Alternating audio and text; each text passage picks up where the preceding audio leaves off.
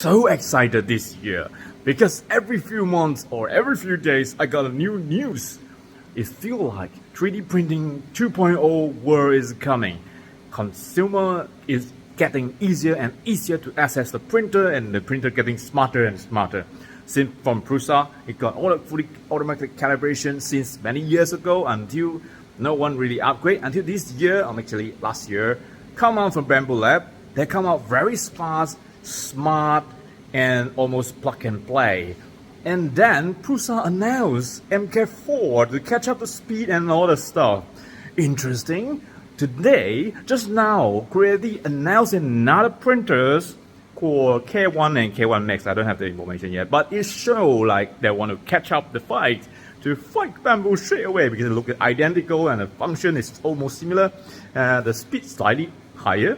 Not sure whether that works until I receive the models.